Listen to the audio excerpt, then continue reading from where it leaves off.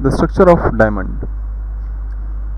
In diamond, each carbon atom is covalently bonded to the four other elements, or you can say other carbon atoms, to give a tetrahedral unit. Diamond के अंदर जो हर एक carbon होता है वो covalently जो है वो चार डिफरेंट दूसरे कार्बन एटम्स के साथ कंबाइन होकर एक टेट्राहेड्रल यूनिट बनाता है.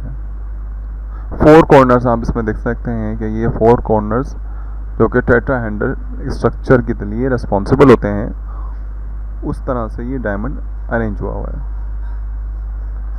हर एक डायमंड के अंदर कार्बन एटम जो है वो sp3 हाइब्रिडाइज होते हैं और 4 सिग्मा बॉन्ड जो है वो अपने इर्द गिर्द के कार्बन एटम के साथ बनाते हैं. कार्बन इन डायमंड के अंदर जो कार्बन होता है उसका बॉन्ड एंगल जो है वो 109.5 डिग्री पर होता है. एक कार्बन से लेकर दूसरे कार्बन तक का जो बॉन्ड एंगल होगा वो 109.5 डिग्री पर होगा. This basic tetrahedral unit unites with one another and produce a cubic unit cell.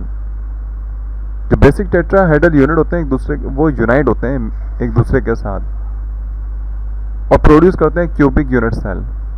Carbon carbon bond length जो बनती है इनकी वो 1.54 एंगस्ट्रॉन की बनती है, जबकि जो बॉन्ड एनर्जी जो है वो 347 किलो जूल पर मोल के हिसाब से होती है. बॉन्ड एनर्जी का मतलब ये होता है कि जब कार्बन कार्बन बॉन्ड टूटता है तो कितनी एनर्जी प्रोड्यूस होती है, वो है 347 किलो जूल पर मोल प्रोड्यूस होती है. क्रिस्टल जो होता है डायमंड का वो ऑक्टाहेड्रल शेप में होता है और कार्बन एटम जो है वो यूटिलाइज करता है 4 अनपेयर्ड इलेक्ट्रॉन, क्योंकि कार्बन की वैलेंसी 4 होती है सारे, तो वो जो 4 इलेक्ट्रॉन जो है वही शेयर कर रहे होते हैं दूसरे कार्बन एटम के साथ. तो उनके अंदर अनपेयर इलेक्ट्रॉन भी 4 होंगे और शेयरिंग में भी 4 इलेक्ट्रॉन इन्वॉल्व होंगे और इन्वॉल्व होने के बाद जो है वो बॉन्ड फॉर्मेशन में हेल्पफुल होंगे. ग्रेफाइट जो है उसकी प्रॉपर्टी सबसे पहले it is dark grey crystalline solid होते हैं and they possess dull metallic lustre. एक तो ग्रे क्रिस्टलाइन होते हैं, उसके अलावा उनका डल मेटालिक लस्टर होता है. हम इसका क्रॉस नहीं देख सकते. अगर हम इसको फील करें तो ये सॉफ्ट और ग्रीसी फील होंगे.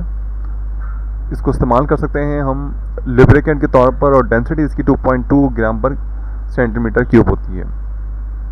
इसको हम इस्तेमाल करते हैं जब हम इलेक्ट्रोड्स की प्रिपरेशन कर रहे होते हैं. इलेक्ट्रोड्स आपको पता है कि मेटल प्लेट्स होती हैं जिसमें इलेक्ट्रिक करंट पास करने के बाद इलेक्ट्रोलाइसिस का जो मैकेनिज्म है वो हम प्रोसेस या कह सकते हैं कि इलेक्ट्रोलाइसिस में वो इन्वॉल्व होते हैं और इलेक्ट्रिसिटी कंडक्टेंस के लिए रिस्पॉन्सिबल होते हैं. तो जो इलेक्ट्रोड्स हैं उनकी प्रिपरेशन में इसको इस्तेमाल किया जाता है.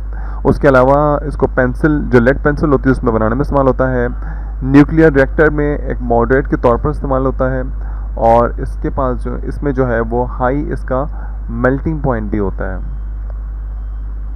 Use to prepare the crucible for making high grade steel. इसको हम स्टील बनाने में, अच्छी क्वालिटी का स्टील बनाने में भी इस्तेमाल कर सकते हैं. इसका स्ट्रक्चर किस तरह से होता है, ग्रेफाइट के अंदर भी कार्बन जो है वो कोवलेंटली बॉन्डेड होते हैं 3 दूसरे कार्बन एटम के साथ और ट्रायगोनल ज्योमेट्रिकल शेप ये बनाते हैं.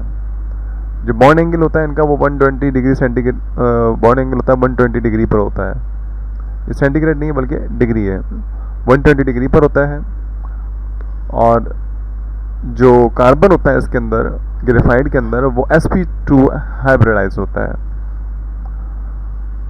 3 आउट ऑफ 4 बैलेंस इलेक्ट्रॉन जो है हर एक कार्बन एटम के वो इस्तेमाल होते हैं बॉन्ड फॉर्मेशन में और 3 दूसरे जो एटम्स जो कार्बन एटम्स होते हैं वो इसमें इन्वॉल्व होते हैं, जबकि जो 4th इलेक्ट्रॉन होता है वो फ्री होता है ताकि वो मूव कर सके और मूव करने की वजह से जो है वो स्लाइड ओवर करते हैं एक दूसरे के ऊपर ग्रेफाइट के स्ट्रक्चर के अंदर.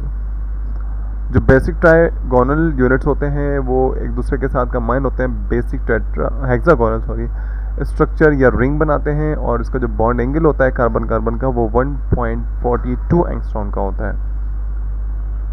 ग्रेफाइट के अंदर जितने भी रिंग्स होते हैं वो फ्लैट लेयर्स बनाएंगे और अरेंज होंगे पैरेलल शेप में एक दूसरे के साथ.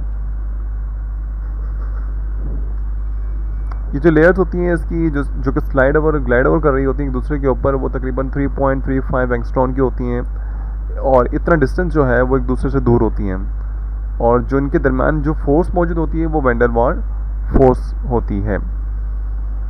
ये लेयर जो है एक दूसरे के ऊपर स्लाइड ओवर भी करती हैं कार्बन एटम्स के ऊपर, और डीलोकलाइज्ड पाई जो पी बॉन्ड जो है वो पाई बॉन्ड जो बनाती हैं, जो कि यूनिफॉर्मली पूरे कार्बन एटम पे मौजूद होता है। इस रीज़न की वजह से जो ग्रेफाइट है वो इलेक्ट्रिसिटी कंडक्ट कर सकता है, जबकि डायमंड नहीं कर सकता।